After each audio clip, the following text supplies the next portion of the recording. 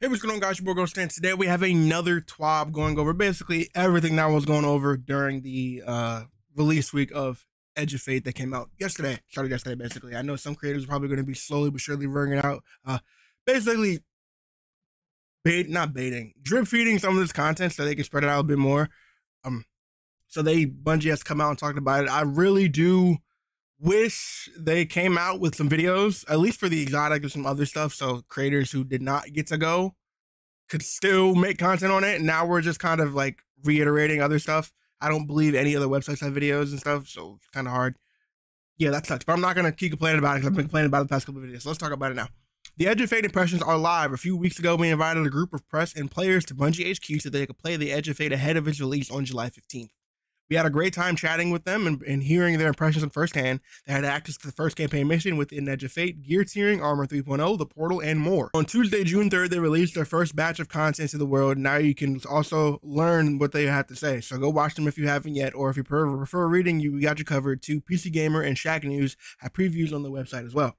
There are a few key topics to follow as you check the videos. First, we have Kepler, the new destination where the Edge of Fate takes place. Kepler is home to many new factions as well as the new allies that will help us unfold the mystery that has brought players to this place. One of the key aspects that define Kepler is how Guardians can explore it by using new abilities like Matter Spark. So we knew all that already. If you guys want to go watch these videos, feel free to watch them.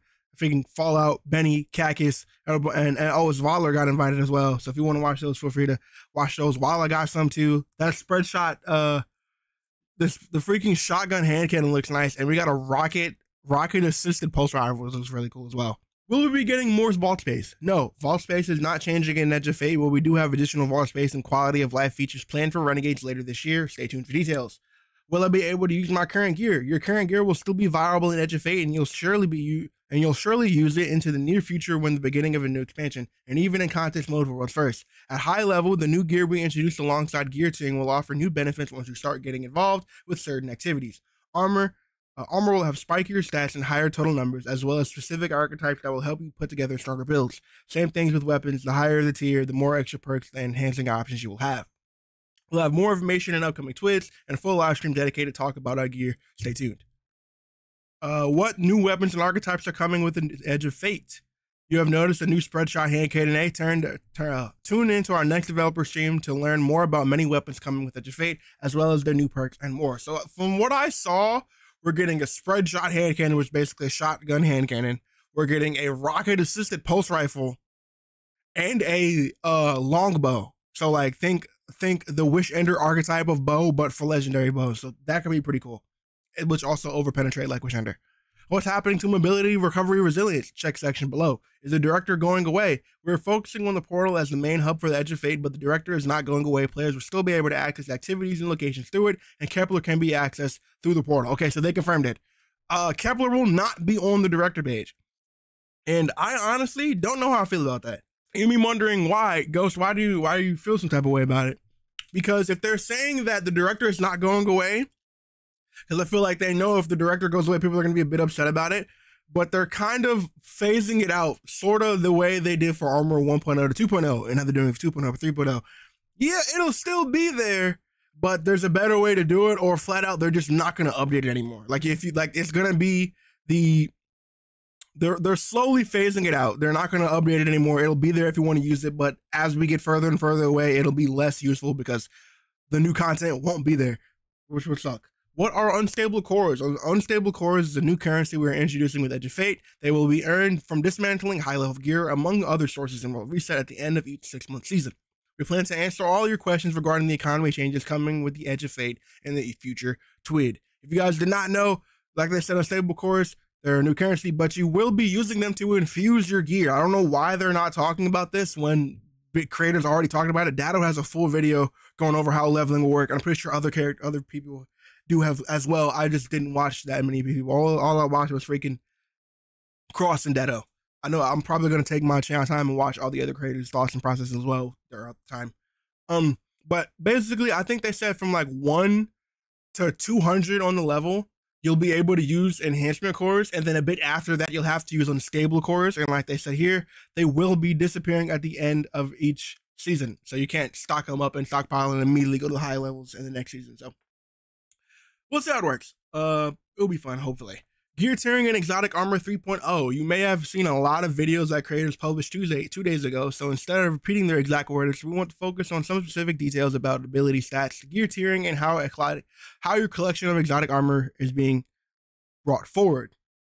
In our reveal stream, the team spoke to adding depth to the armor and gear in general with the launch of Edge of Fate. As part of this, armor stats are getting an overhaul, and some new stats have been created to expand upon your build crafting opportunities. Without further ado, here's the Destiny 2 Sandbox team to dive into the nitty-gritty details. Hey there, Sandbox team here. We have a literal mountains of change to talk about over the next few weeks, and you'll definitely be seeing a few of us on the upcoming streams. With that said, let's just get started with a bit of the core stats changing we'll be seeing soon.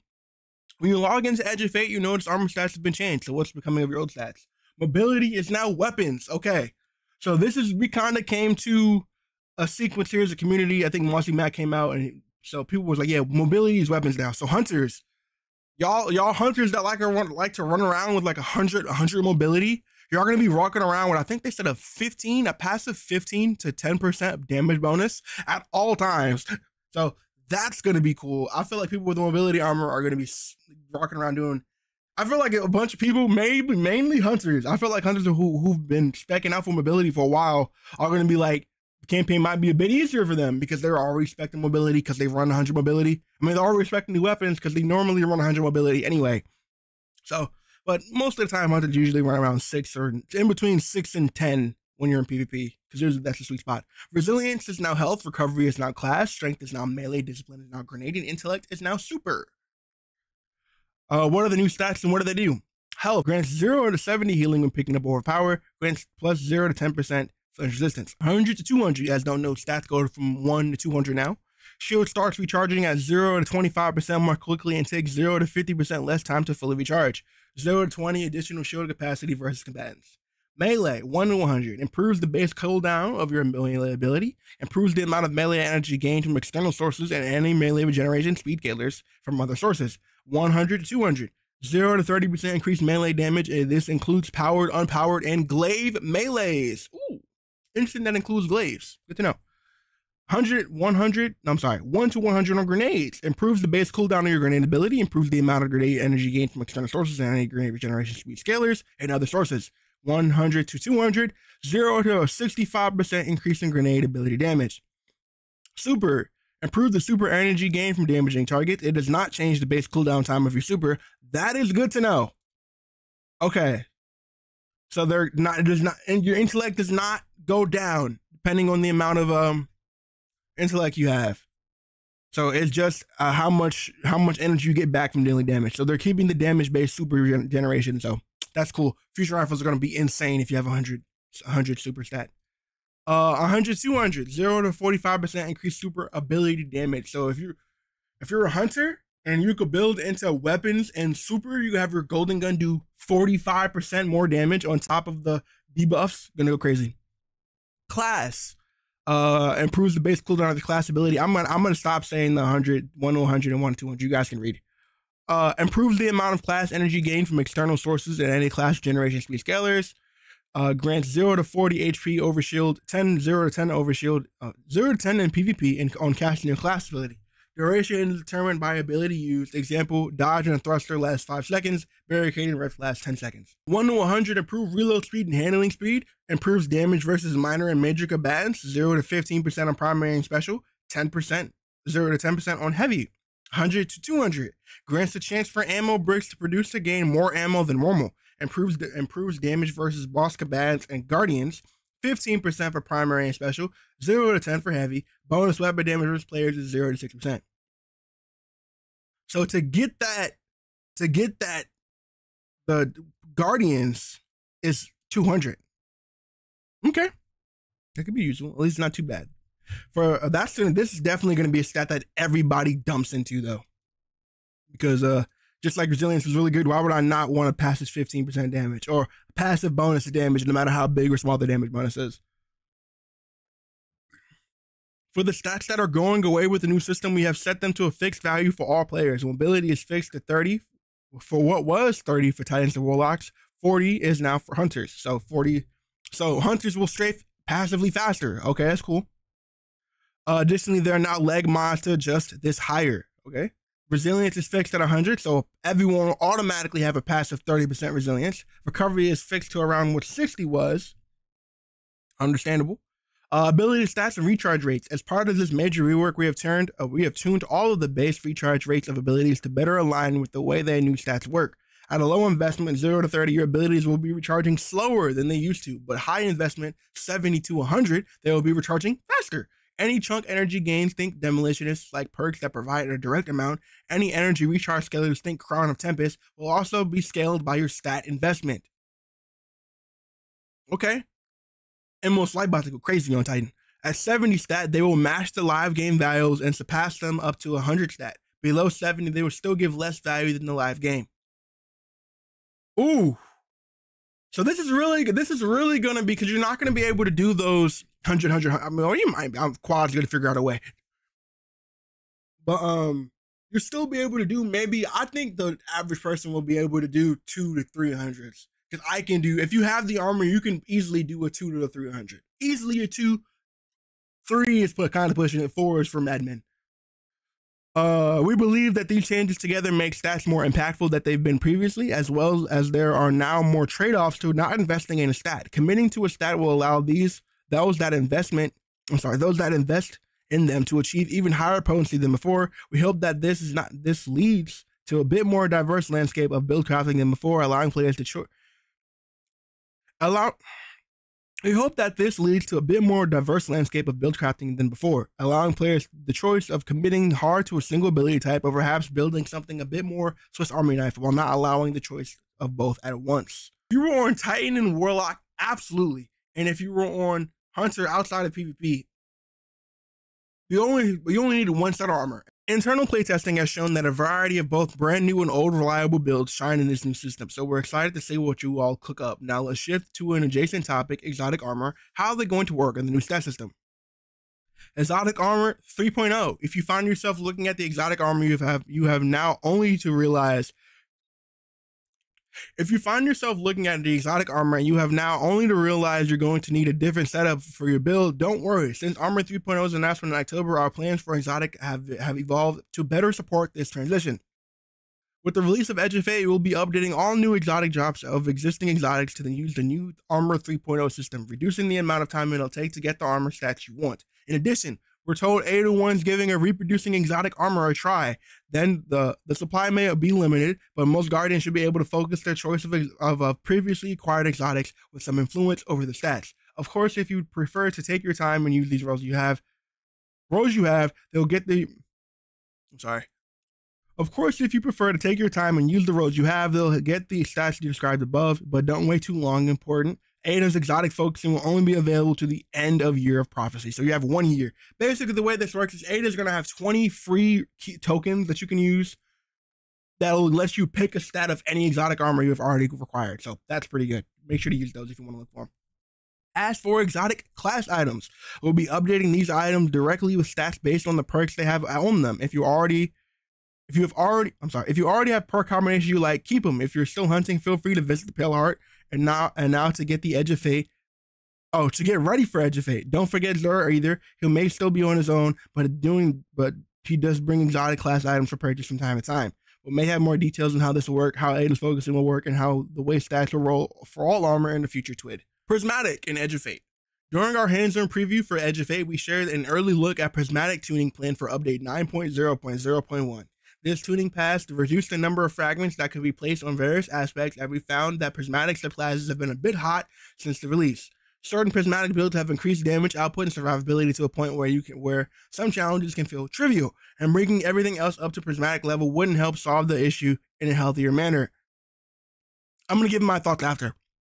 We see this as a conversation about power creep frequently, which why we take time to tune things up and down during release timelines. These gives us an opportunity to realign in outliers when new content is coming online. While we're still playing an overall tuning pass for Prismatic for a future date featuring buffs alongside other changes, we'll be changing our approach for Edge of Fate a bit to respond to your feedback. So here's the list of aspects that were changed. Originally, during the playtest that they played, Consecration was 1 fragment slot. Now it's 2, down from 3.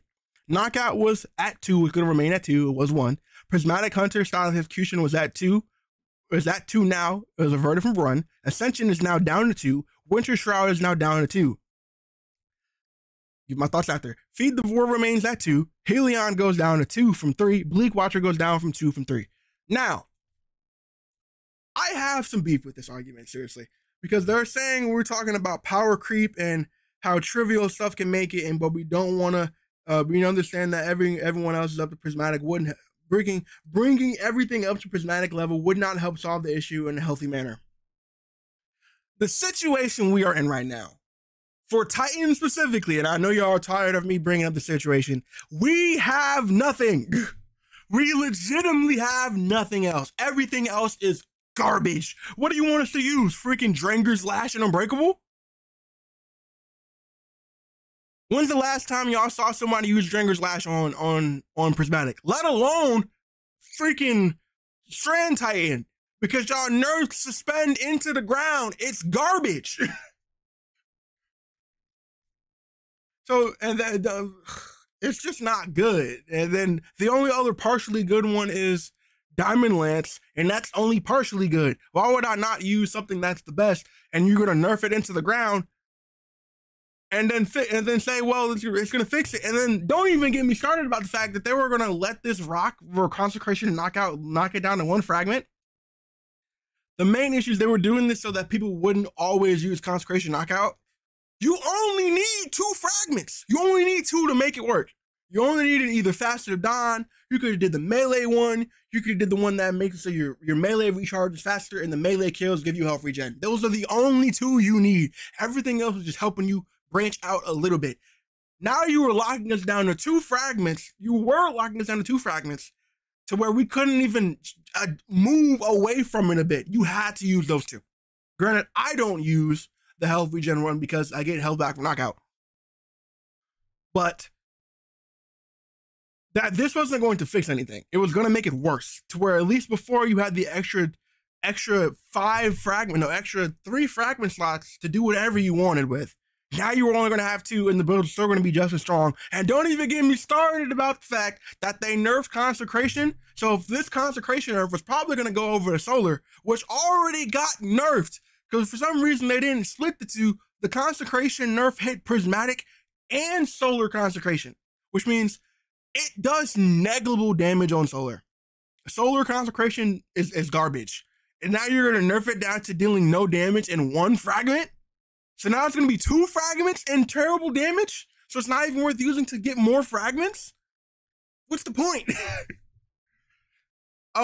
Ascension is weird. Winter Shroud is weird. Stylus Executioner is weird. A weird change. If they could have just left Hunters alone. Now, Feed the Void, 100% understand. Bleak Watcher, 100% understand. Why is Helion getting a stray? I haven't seen a Prismatic Warlock use Helion in ages. Because all of them is using Chaos, they're using Bleak Watcher and Feed the Void with I can't remember the gauntlet right now. The one that turns the Arc Buddy Gauntlet. I can't remember the name right now. But those are pretty solid. Why are we nerfing Hunter? Hunter's fine. Why are we nerfing Ascension? What do you gain from Ascension? Is a movement ability. This is so weird. Anyway, we move. With many changes coming to our total stat system, gear tiering, and armor 3.0, we will see Prismatic as an incredible option for ad clearing and boss DPS for focused players among you. We're looking forward to seeing how you experiment with Prismatic and alternate subclasses at launch. Prophecy is on for Edge of Fate. We know this. Nightfall rotation. Feel free to pause and read if you want to read it. Pride Month has begun. I got a TikTok going over the emblems and the shaders. Here's a little transmag effect as well. We got an emote? Oh, that's cool. Nice little emote. And the transmag from last year? That's pretty solid. Scroll. That's it. We're getting closer and closer to the Edge of Fate, and we intend to share more details about what's changing in the following weeks through our creators, our own streams, and our weekly TWIDs. And as always, we hope that what we've shown to you so far has excited you. We know Titans are particularly happy about the new exotic they're getting. I summoned the Now, the Titan exotic is cool, but once again, it's niche. Why, did I say, why is it niche? Because I think it only gives you a 15% damage bonus for the throwing hammer, which you can't use on Prismatic. It's only on Solar. So it's only a Solar, but it's only a Solar exotic for a hammer, mini hammer that does good damage, but not enough to where it's usable and higher end content because no one's going to use this exotic over other stuff. Hell, people are still going to use Consecration, Knockout on Prismatic and high end content, or Charge Bolt. I'm sorry, freaking I can't remember the name right now, but the Arc Titan is still going to get used.